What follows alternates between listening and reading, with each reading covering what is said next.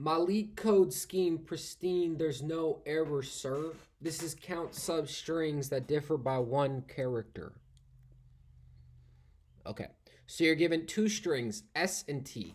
Find the number of ways you can choose a non-empty substring of S and replace a single character by a different character such that the resulting substring is a substring of T. What? In other words, you want to find the number of substrings in S that differ from some substring in T by exactly one character. All right, so you have a string S, you have a string T. You can take any such continuous blocks of S and find out if it's a substring in T such that that substring, there's only one character that is an issue. Right. So for example, right, if you have computer and computation, in the underlined portion, the C and the C are the same, the O and the O are the same, the M and the M, the P and the P, the U and the U, the T and the T, but the E and the A are different. So there's one difference between these two substrings, so that's one such solution. All right, return the number of substrings that satisfy the condition above. A substring is a continuous sequence of characters within a string. Hopefully you know that if you're approaching a medium problem. Okay, so simple example would be Abba Baba. We're not going to, let's do example 2, actually. So first thing I guess you should notice from the example, right, is that, well, you have AB and you have BB. Okay, the first thing you should notice is that a substring can start at any position in S and T, right? So A can be a substring at any position in T, right? So it could start at a substring as position here or here. Or what I'm basically saying is, like, if you have a substring like this, right, this could start being a substring at any position. It could be a substring starting here or here or here or here, and that's true for all characters in all positions. So that kind of already indicates that there's likely going to be an n squared solution to this problem, right? Because I have to ask, okay, can A be a one different substring here from A to B? And the answer is yes. When you compare A to B, right, so A is a substring in S and T is a substring in T, well, are these things equal? No, but what do they differ by? They differ by one character, the character itself, so that's a solution. We look at A and this B, so we do another example, A and compare it to B. Is it different by once? Yep. We do B and look at B. So we look at B and S and B and T. Do they differ by one character? No, they differ by two characters, so that's not a solution, which is kind of strange. Same for this B here, so there's another B solution here, and they don't differ. And then finally, you have AB compared to BB. Now, are they the same? No, good. How many characters they differ by? Well, this character is the same, but this character is different, so they differ by one character. So in total, there's 1, 2, 3 solutions, which is why you get 3 here. Okay, so I think the easiest way to approach this problem is to first solve a simpler problem, which you may be more familiar with, which is find out number of substrings in S that are substrings of T, right? Without this idea of there being one difference. So how would you find the number of substrings in S that are substrings of T in an n squared manner? Well, if we just drew out a little example, right, we're solving a kind of reduction, not a reduction, but a simpler version of this problem. So first solve substrings in S, which are substrings of T. So if you first solve this simpler problem, you may be able to get to the solution to the larger problem faster. So if we had the example of S equals, let's say X, X, X, X, A, B, C, and you had T equal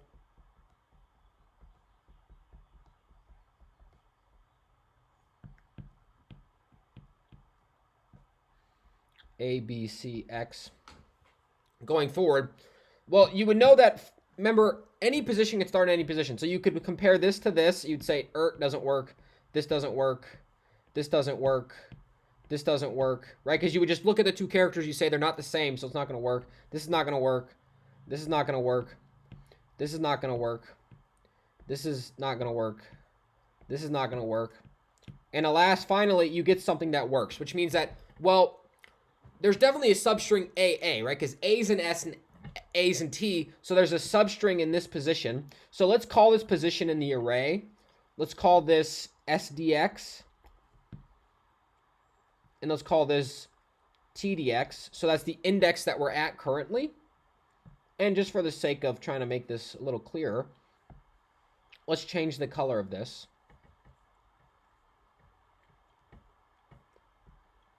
Let's make it red. Okay. So since these characters are the same, we know we have a substring at this position, right? So we know there's a 0 difference substring at the position SDX and S and TDX and T of length at least 1, right? So what I'm basically saying here is there's a 0 difference substring, right? 0 difference meaning that they're the same at the position SDX of S and TDX of T of at least 1. But it could be longer. What would it mean if it was longer? Well, that would mean that there was, well, how long is the longest substring at Z of what? Well, if these two are equal, to increase the length of your substring, that would correspond to what? That would correspond to the next character in B and the next character in T. Right, if I want to increase the length of this substring, I'd first say, okay, well, they're equal here. So then I need to shift over 1 to see if they continue being equal. Right, so to shift over 1, I'd say, well, to shift over 1, they're going to have to be equal at SDX plus 1. So the next character in S and the next character in T. Right? So then you would ask the same question here, right? You look at this case here and say, okay, these are equal, so it's at least 1, and then add in and add in. So if you actually just solve this problem in reverse, right, if you solved everything up to this point, right, then you would know, green meaning that that portion is already solved.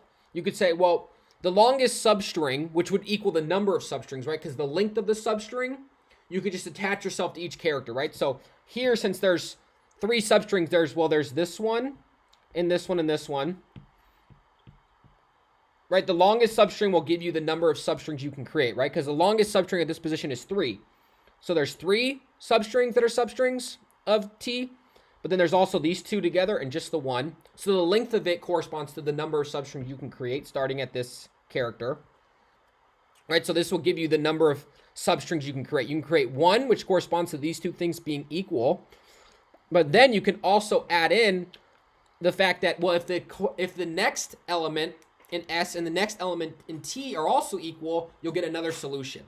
And if you solve that for the next element in S and T prior, then you can just catch that information and solve this in constant time. So this should be a common paradigm, right? But this is only true if S of SDX equals T of TDX.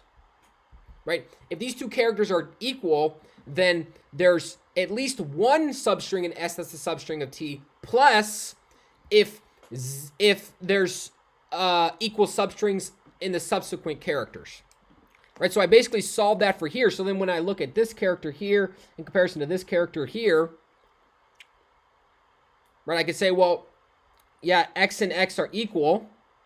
And since I've already solved A and ABC, I have information about the fact that, okay, I solved X and X are equal, but I already have for SDX and TDX plus 1. I've already solved that portion, so I can use that to continue the solution.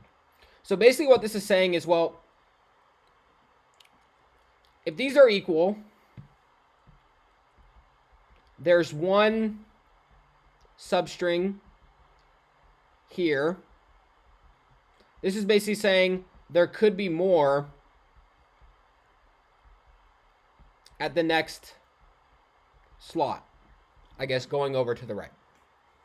So this is the basic formula for finding the number of equal substrings in S and in T, and at the end you would just return the values of this system, because that will give you the total number of places and the total number of solutions that you gather from those places.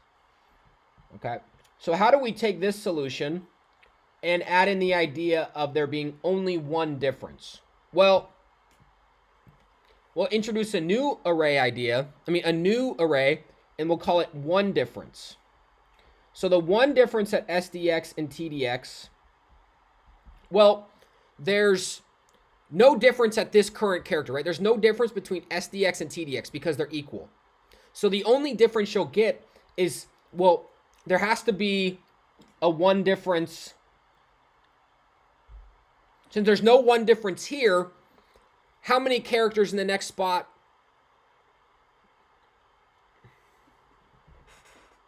How many what? How many characters in the next spot are different? One different.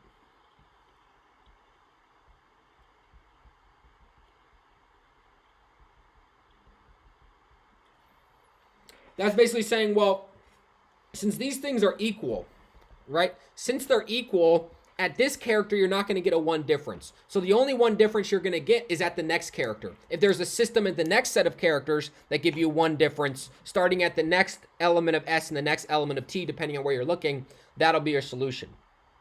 Otherwise, if you get to else, that means that they are different. So there's no zero difference. So that means, well, at this character, they are different. So that means you get at least one difference. But since you can have only a maximum of one difference, that means, well, you have at least one difference at this current characters that you're looking at because they're not equal, so you get one difference.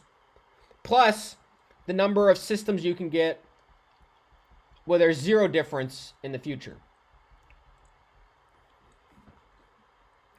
Right? So the idea is, well, the current characters are not equal if you get to this case. So you have at least one substring where there's one difference, right? That's that kind of rudimentary, simple example where, you have A and S and B and T and they're not equal. So that gives you a substring plus the number of zero because you can attach yourself to subsequent substrings if they're equal. So this is your recurrence relationship and you can just use this to solve the problem. Okay. So in order to do that, we'll create, we'll just use 0, 1, we'll use default dicts because we don't want to think about boundaries and all that annoying stuff.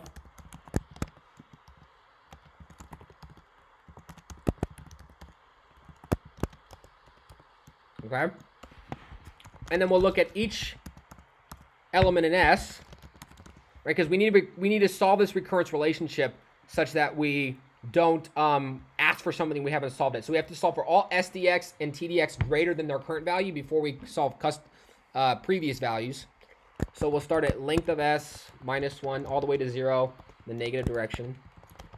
And then we'll do TDX in range length of T -1 to -1, -1, negative direction.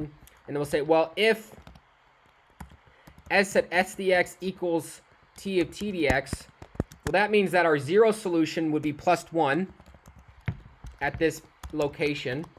Plus, if the subsequent locations are also 0, that's the number that you would get.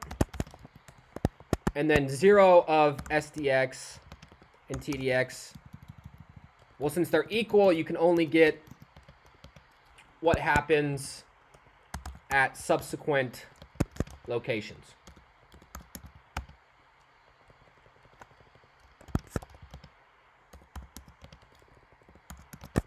All right.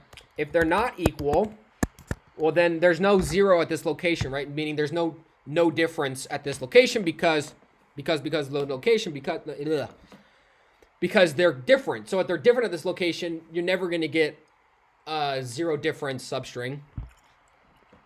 So you only have O of SDX, or 1 difference, 1 plus, again, the system here. And then at the end, you would just return the sum of O's values, because that would give you all the substrings at all locations and the number of substrings you could get at those locations.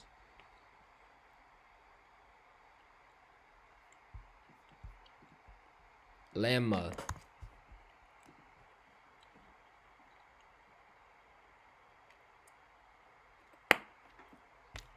Oh, I can't believe I did that. It's a rookie mistake.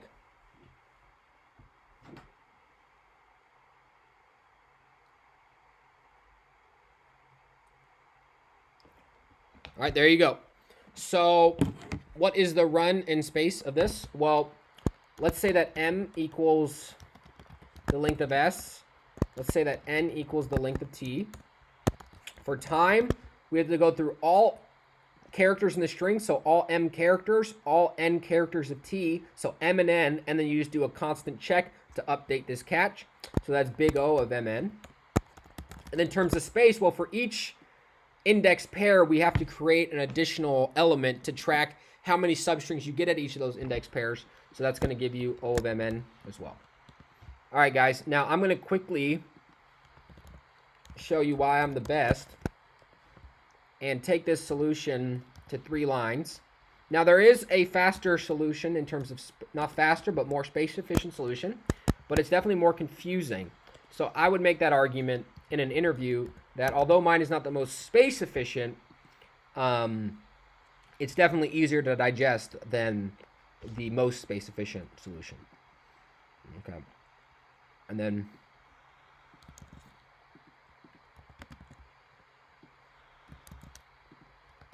you guys will see what I'm doing right now in a second, and you'll wonder what is wrong with me. Otherwise, you can just sign off the video now.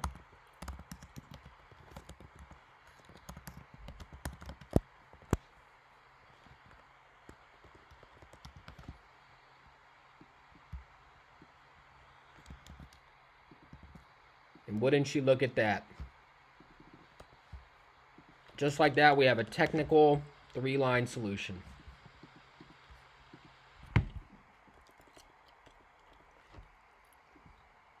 That makes no sense and is impossible to read. But it's a 3-line solution. Can't be tamed. All right, guys, peace out.